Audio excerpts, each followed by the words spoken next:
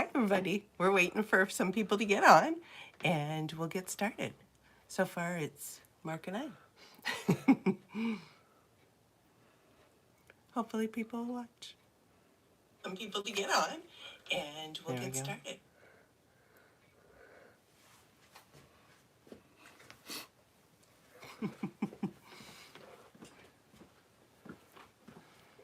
Are you in our...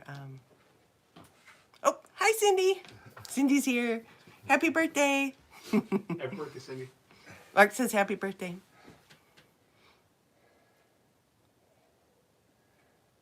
Hi, Janine. How are you? Hi, Deborah. Yay, people are coming on. So excited. Hi, Stephanie.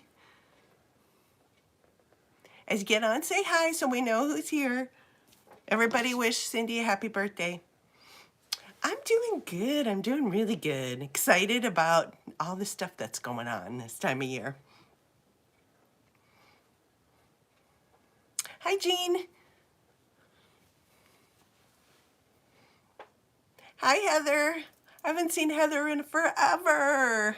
Hi, Mary Lynn. Hi, Judy. Good. I'm glad people didn't forget tonight. Hopefully you got my email too. Oh, hey, Becky. Hi, Lisa. Yay. Oh, Heather says hi. It's so different from Facebook.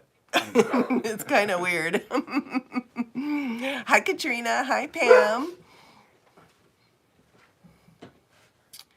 I bet you the baby, you have to stay around. He's leaving me. He's leaving me. Oh, do you have pictures, baby? I'll have to go and see on your Facebook page. Yeah, hopefully you have pictures of the baby. Congratulations. Hey, Vicky. Hopefully Mark will help me out. I'm not used to I'm so used to doing Facebook. It's kind of weird. Hey, Tammy. Yes, I'd love to see pictures of your baby. That's so exciting. Cindy, did you do anything good for your birthday? I think Sue and Roxanne were still there too. Vicky says hi, Mark. Hi. He says hi back. He's babysitting a 9-month-old Old English sheepdog, a crazy dog. Yeah, that's okay. They know we have a sheepdog. Well, we got quite a few people, so we're going to start. Hi, everybody. Good to see you. Say hi when you get on. First, we're going to talk about some new fun stuff, and then we'll get into working on our project. I can't believe it's already over, and it's, oh, hey, Brittany. It's already November. Like, can you believe that? I am like in shock that it's November. I will have to say I was a little sad that Halloween was over, because you know me, I love my Halloween. But I'm fully embracing one more month of fall and then right into Christmas. Hi, Felipe. Yes, and we are going to be, obviously tonight, we're going to be doing some Christmas stuff. But the first thing I wanted to talk about is, if you guys don't know, a couple of things. What did I do with my magazine here? Here it is. I am in the, okay, there we go. Can everybody see it okay? Can you see it, honey? I don't know. It's a delay. It's a delay. Okay. The 2023 American Patchworking Quilting December issue, and we have tree rings in there. And I was just in New Hampton, Iowa, and got to do a retreat on it. So this was so much fun. We had a great time. Thank you, everybody who was there. And Mark, as you see questions or comments, let me know. So Anyway, so this was what we did, and we do have a few kits left. So if anybody is interested in those, let me know, or go onto our website, opengatequilts.com, and you can pick one up. We have a few kits left. And that brings me to, we are taking over Instagram for All People Quilts on actually Thanksgiving weekend. So it's what, Friday, Saturday, Sunday. So that's the 24th, 25th, and 26th. And I'm excited because my parents are coming. So I'm pretty excited about that. So they get to see all the fun stuff we've been doing lately. So yeah, so that's coming up. So look for that. And for those of you who aren't in the U.S. or don't celebrate the American Thanksgiving, it is on the 23rd, I believe, the 23rd. And so we're getting that, we'll have that time that we'll be able to do some posting and stuff. I'm super excited because when my dad comes, we like to bake. So we're going to be doing some fun baking. Yay. Not that I need it, but you know, it's always fun. So we're doing that.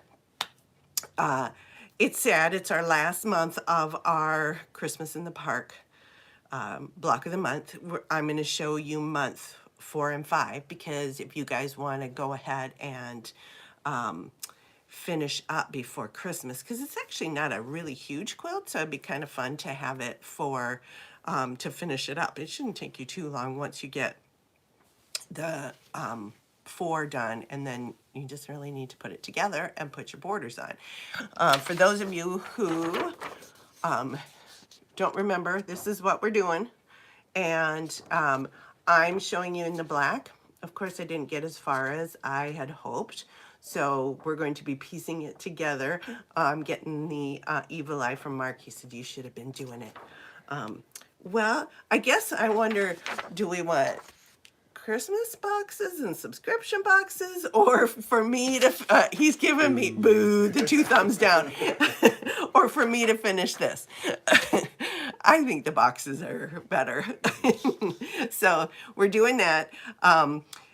We're going to be doing paper piecing tonight. So, but before we even get into it, we've got 2 giveaways, which I'm super excited about. The first one is a 2.5-inch roll strip of Christmas Night from Maywood Studio. They are donating that, so that will come directly from them. Hey Joyce, hi Trish.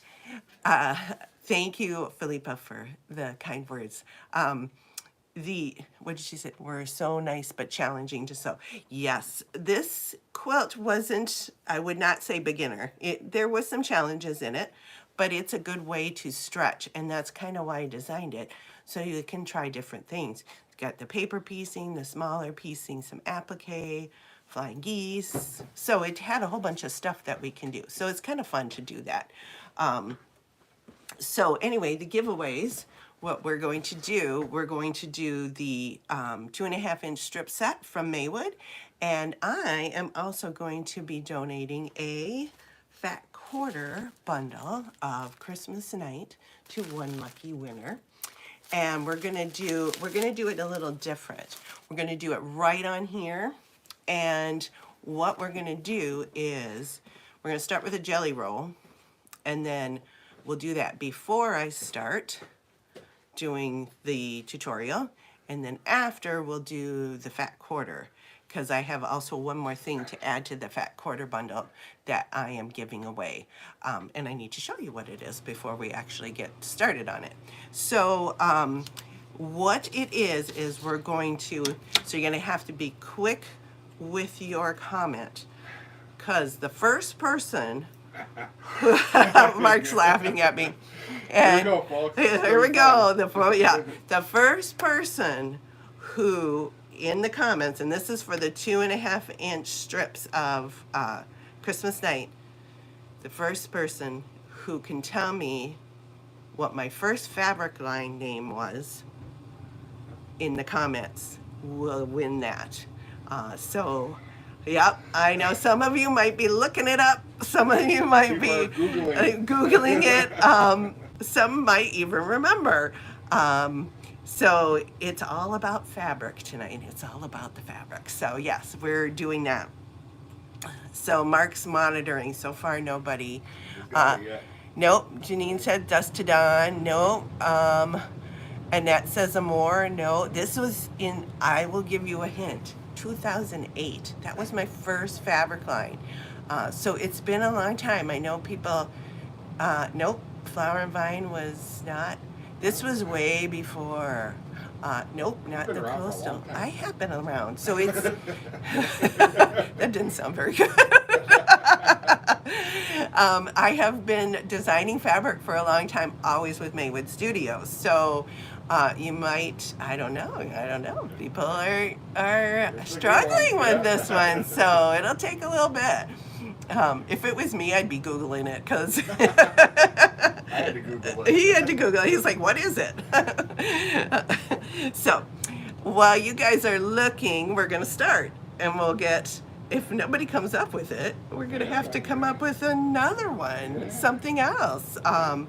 Yes, it's, she says, I have no clue. I just found the website. So you're new to us. Yes, I get that. Okay. So we are going to be doing, I'm going to show you in our picture, we are going to be doing the paper piece tree. So that is block number 4. If you don't have the pattern and you are interested in the pattern, I do have it on our website. We are all out of kits, and honest, we are almost all out of fabric. We have used almost all of our Christmas night fabric all up. I mean, we have scraps. So don't worry, Philippe, I did find you some. We will set you up, but really we do not have hardly any. So we have no kits, but you can also check. Quilter's Window has some kits.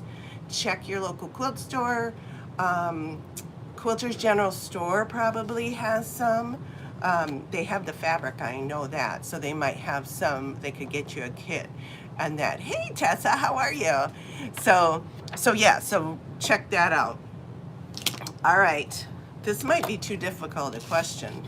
I know, people are kind of like wondering what the heck. So we'll have to think of something else if we don't get a response. So we're doing paper piecing. All right, let me just talk a little bit about paper piecing. In your instructions, you should have, in your paper piecing, you should have a little general instructions on how to do paper piecing. And I put that in, so if you ever do any other circle of friends, ooh, Becky, that's close, but not it. So if for as far as we've got that instructions in there, but it can be kind of difficult. Paper piecing is just, you're doing the reverse. So I want to show you this so you kind of get an idea on how to do it. You've got your instructions. You've got your instructions specifically for which color you are doing. So I am actually going to start. Let me pull this down. Whoops. I just got the look again. I'm using the wrong one, I think. Can you see? I can't. Sorry about that. I want to go down here. There we go. There we go. All right. That'll work. That'll have to work. Okay. So what you're going to do is you're going to cut your pieces first. And when you put your pieces together, let me see here. You have your instructions on.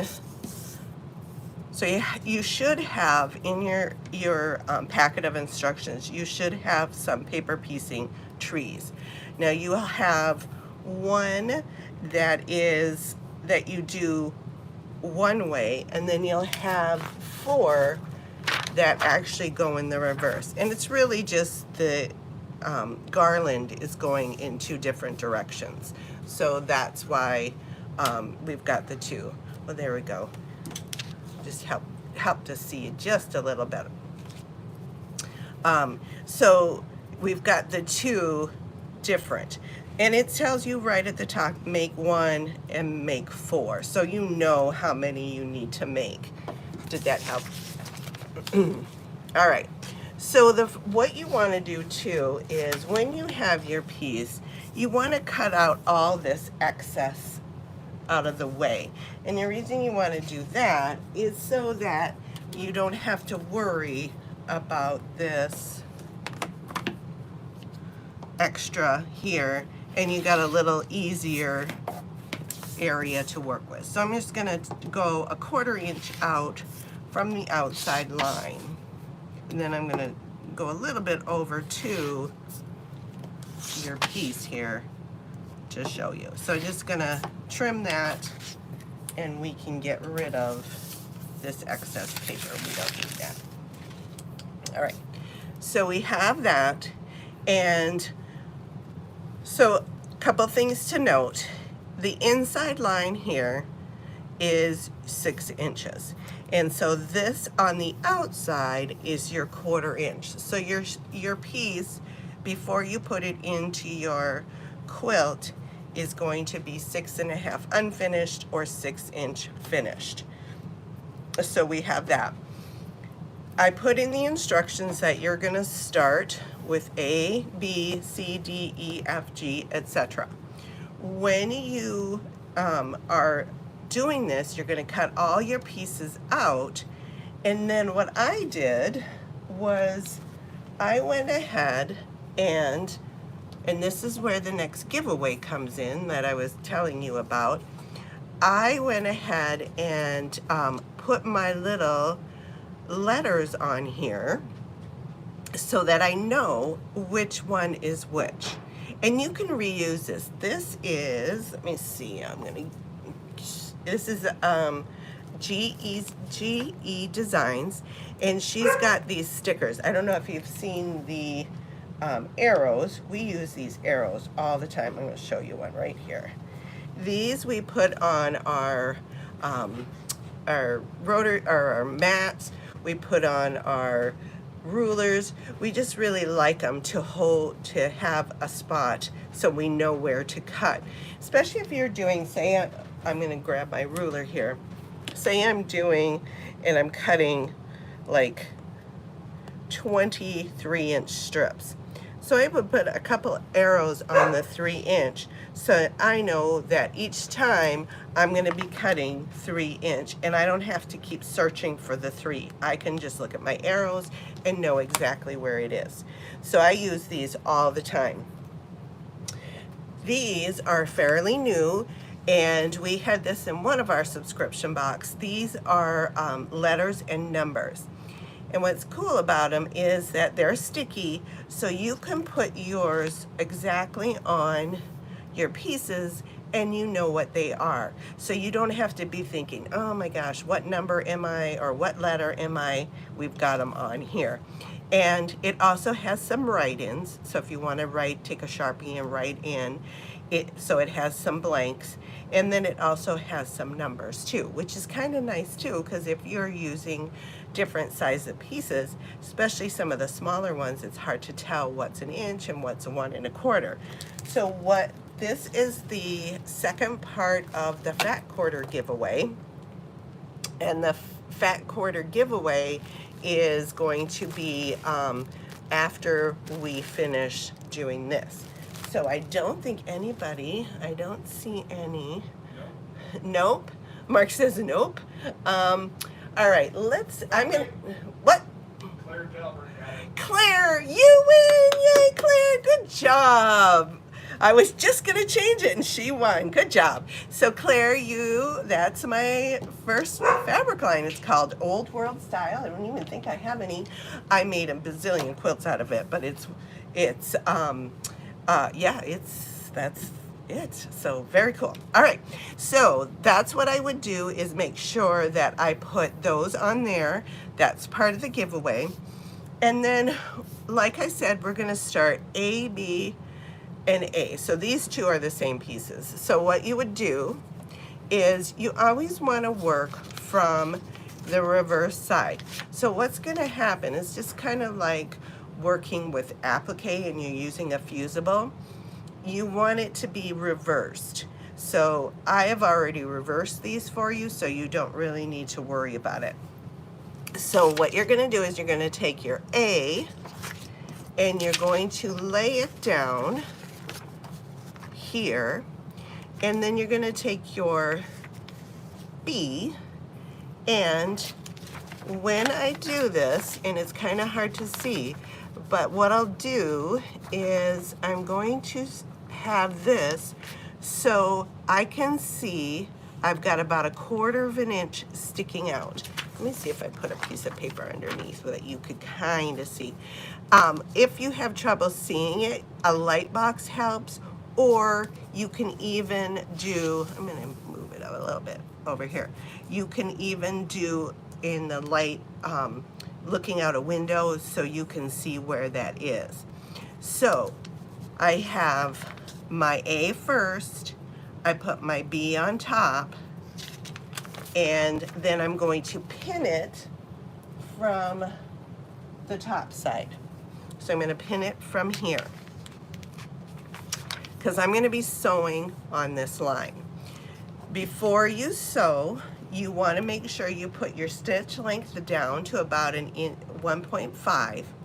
The reason you want it to be about 1.5 is that it'll help perforate the paper, and then you won't have any trouble taking the paper off, because it can be kind of hard to take the paper off if it's not perforated and if you have a larger stitch. And so I'm going to take it, and I'm just going to move this over a little bit so you can see. There we go, that'll work.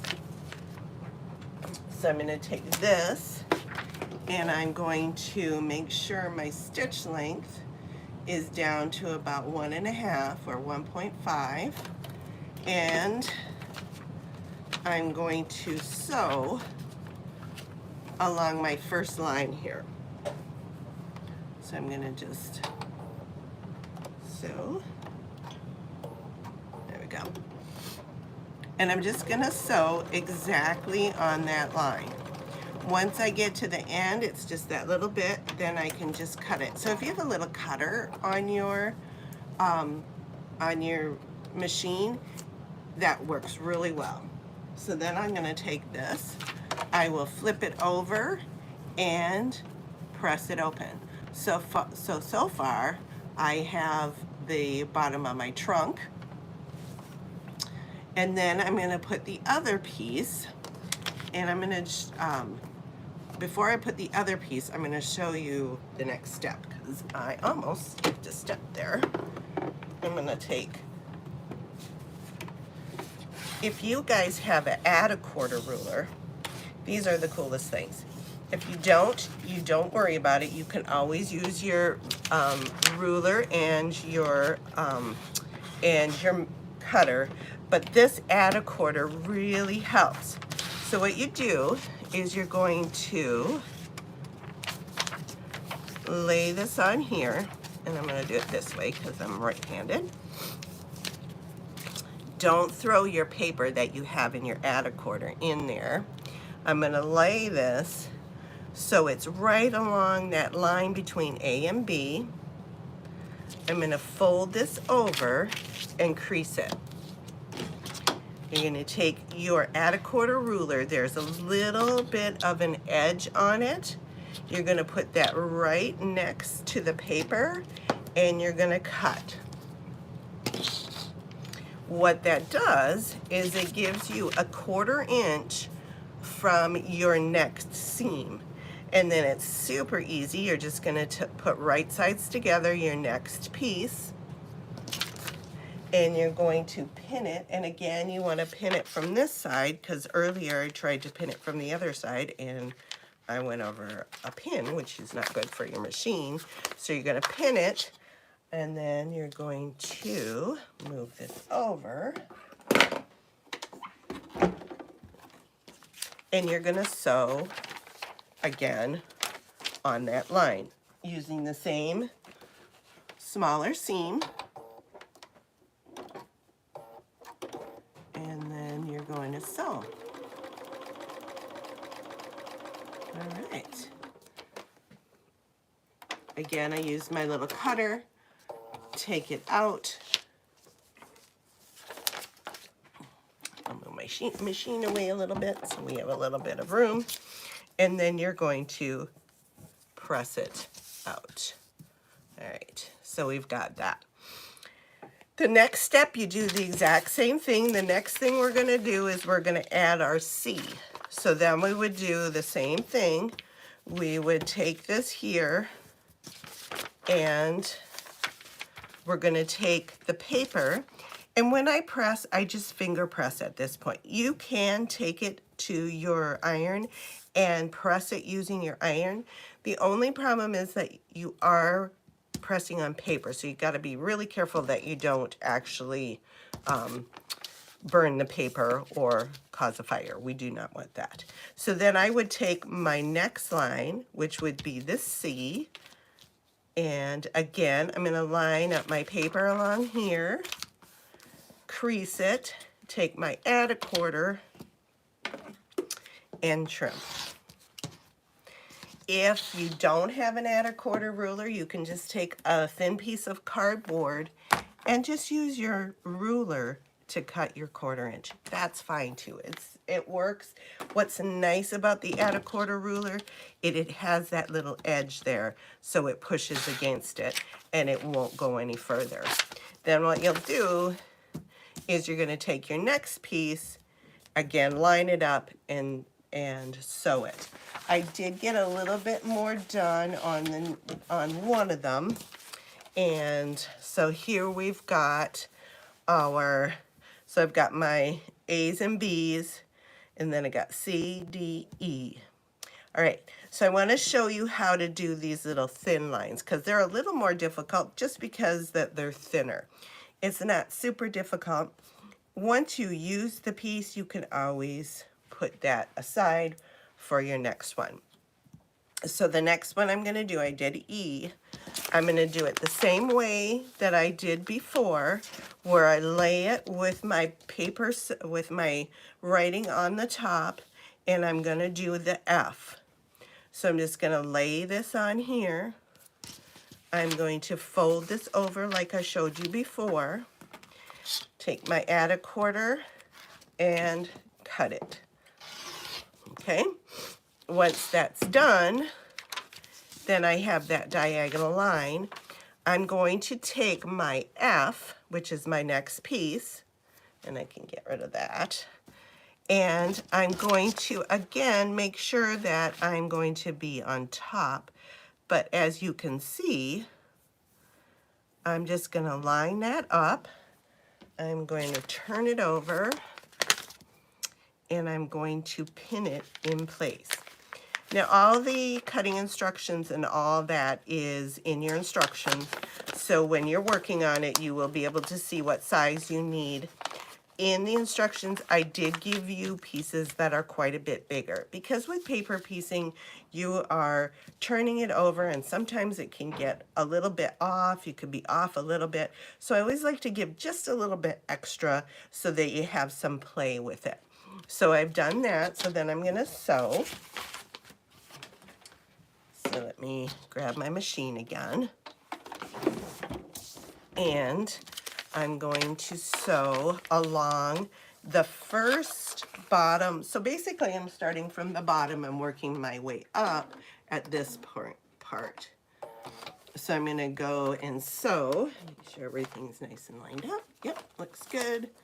And I'm going to sew down that first line here. Again, I'm still using my small stitch length so I can take the paper off easy. If you have newsprint, that always works well too. You can always copy it and put it on newsprint because it tears a little bit easier. I try to do a thinner paper when I do something like this so you don't have too thick of a paper when you're trying to rip it. So once I've got that done, then you're going to, again, you're going to take and you're going to finger press it out. So we keep finger pressing it up. Turn it over. Next, we're going to go to the next line, which is the, again, the F, but on the top edge. And we're going to lay that on here. use our add a quarter, trim it, and then we're going on to our next piece, which is the G. So I take my G, I lay it across here, pin it, and keep going. Once you get this whole thing done, you have our J pieces. The J pieces, it's done the same way. You're going to trim all this excess that you have. So you're going to have all this excess. You're going to trim it off, and you're going to take your J pieces and line up the 1/4 inch and press it out. And then the last thing before you take the paper off is you want to go ahead and trim it down to the 6 1/2. Once it's trimmed down to the 6 1/2, go ahead and take the paper off. Paper piecing isn't that difficult. You just need to follow step by step on adding each one. And I tell you, I was searching, I couldn't find my add a quarter ruler. I finally found it, and I was very excited because I knew this will help a lot. If you don't have one, you can always pick one up at your local quilt store. Check online. If you don't have a local quilt store, these are really nice to have. If not, you can always use your ruler. Okay. So that's how we do the paper piecing. Once you get all your paper piecing done, let me see here. Then what you'll do is you're gonna sew all your, so I always take the paper off before I sew my rows. So you're gonna sew your rows together and you're gonna press them in one direction. Then, grab my picture. Once you have all your pieces done, so you're gonna have your row of your paper piece trees, you're going to have your row of your checkerboard trees, you have all your applique done, hopefully. And then what you'll do is you're going to sew these pieces, you're going to cut those and sew them in rows. Add your border of your the same as your sashing. So this one happens to be the black snowflake print. If you're doing the red, it's the green star print. Add your inner border, and then I want to show you how to miter. Mitering to me, and for those of you who know, when I design a line, a fabric line, I almost always, except for the batiks, put a border print in, a border stripe. I think they add so much interest to a quilt. So that's why I go ahead and put those in. They really are not difficult to add on. With the red one, I actually, and this is in your instructions, I cut a piece of this little border here and put them on the sides and then sewed them on. So it's not even mitered. It's just a different way of doing it. So try different things too. You don't have to miter your corners, but I'm going to show you an easy way to do it. So let me get some of this stuff out of the way. And I do have a little sample of a miter that I'm going to show you how we do it. So like I said, the mitering, the borders are the last thing. Once you get your borders on, then you can go ahead and quilt it or have it quilted, but I'm going to show you my little miters here. I do need my iron and my iron. So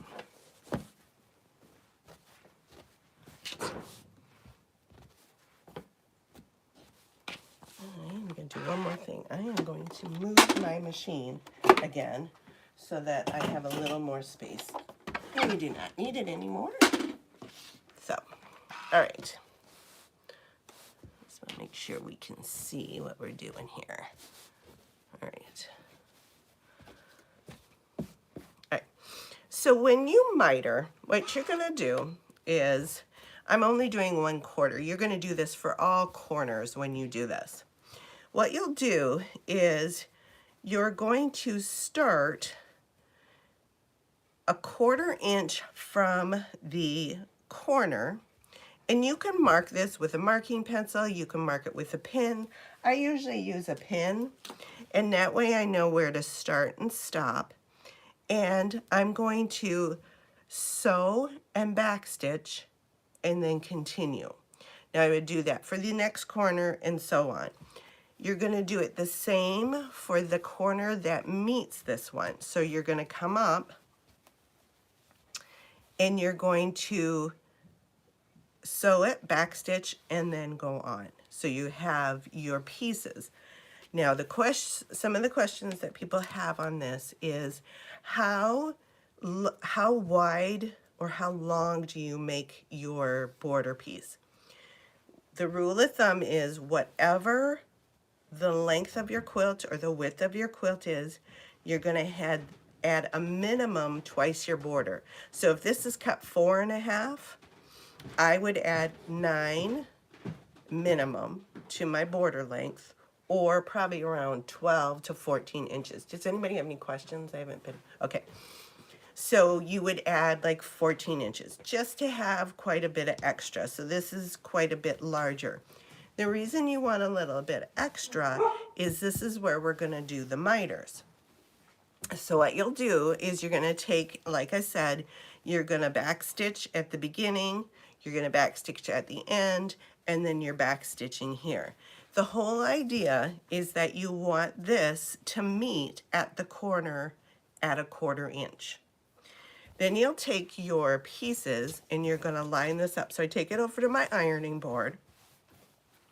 I line this up and I just kind of line it up so it's nice and flat. You're going to take the piece that's on top, and it really doesn't matter which piece you do as long as you have one on top. You're going to pull this up and you're going to meet this piece. So whatever this under piece is, you're going to meet it like that. So you're creating your mitered corner by doing this. So I'm going to lay this on, and I kind of pulled the bottom just a little taut so it has a little bit of, it's not a sloppy corner. Pull a little taut. Then I take my iron and I press that down. Okay. Be sure to tell Claire Jalbert to email you at info. I know Claire. You know Claire? I know Claire. Never mind. Claire's one of our girls. Yep. All right. So once I get that done, see, I've got my mitered already, and already it's looking cool. Once I get that done, I'm going to take and I'm going to open this up. So when I open this up, I also need to have some 1/4 inch fusible webbing.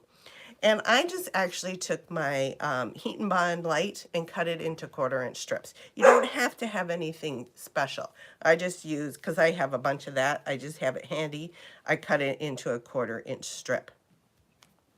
So I cut that there, and then I'm just gonna just cut it so it's the same width or length, I guess, as that miter. So then once I get that on there, what I'll do is I'm going to press this on here. So I'm pressing it right at that miter there. So right at that fold, okay? Let it cool off a little bit before you do anything. So basically what I'm doing is I'm creating my miter. I have my fusible, and I take this off, and I'm going to lay it right back down where I had it, okay?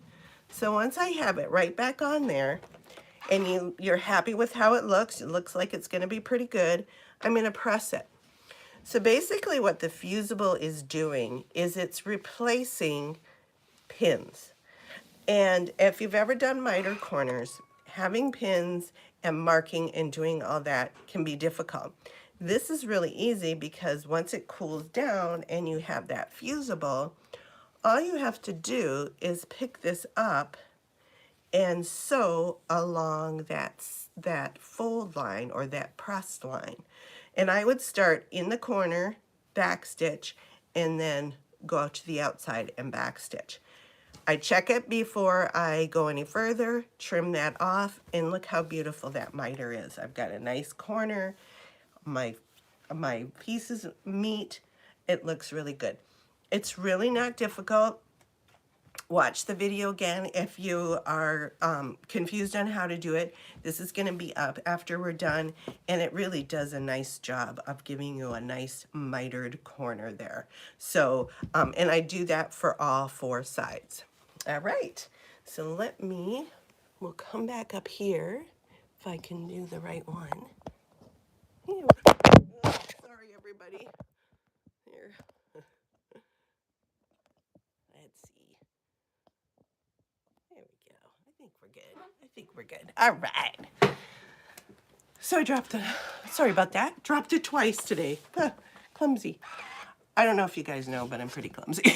So anyway, that's how you do the mitered corners.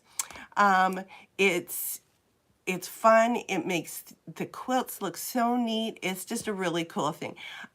Cindy says a glue stick, a glue pen works too, which absolutely it would. I think the key part of it is making sure that you press it so you have that line and that you can just sew on it. You just pick it up and sew and away you go. So we are good. All right. Let's see. So Claire, congratulations, won the 2.5-inch jelly roll strips. Now, here is the next giveaway, and it is for the Fat Quarter Bundle of Christmas Night. And this is from us here at Open Gate. And then you will also get the little organizing stickers, which are pretty amazing. So that's pretty cool. So that, and the first person that tells me what my next or the current fabric line that just came out last week or 2 weeks ago is, will get this. So it's a new fabric line that I have. So first one who does that will get, I will send that to you. Did anybody have any questions? So don't forget, put it in. Does anybody have any questions on the mitered corners or doing, Heather, you got it. Hello Autumn. Yep. So it's Hello Autumn. It's a fall line. It's pretty cool. I'm pretty excited about it. So Heather wins the Fat Quarter Bundle and these. So I'll get those out to you, Heather. I have your address as well. So actually, I'm pretty excited. I'm getting some strike-offs tomorrow. So I'll get to see the actual fabric, which is always exciting. You know, when you see it on paper, it's great, but then when you actually see the fabric and can feel it and look at it, it's pretty exciting. So that comes tomorrow, and as soon as I'm sure I will be doing lots of pictures on Facebook and Instagram to show you. So that is our live tonight. Thank you everybody for following. Thank you for the congratulations. I'm pretty excited about, you know, I've been doing it since creating fabric since 2008. And each one, because everybody's like, what's your favorite fabric line? Each one the newest one that I'm working on is my favorite because it's just a whole different new thing. And that's one of the things I absolutely love about Maywood Studio is that they let me do so many different things. Like I did the Christmas line, I did Amour, I've done batiks, I'm doing a fall line. It's a lot of fun. So I'm pretty happy, excited. Yeah, it's crazy that I've been designing for 15 years. And next year is our Open Gate Quilts 20th anniversary. Can't believe we've been doing this for 20 years too. And 3 years on the subscription box. It's like, where does the time go? So anyway, thank you everybody for watching. This has been so much fun. If you have any questions, you have any comments, make sure that you let me know. You can email me at info@opengatequilts.com. You can Facebook message me. You can message me whichever way, and I will get back to you and let you know Hope everybody has a great holiday season. Thank you for participating and congratulations to our winners. We will see you next time for our next block of the month. Talk to you later. Bye, guys.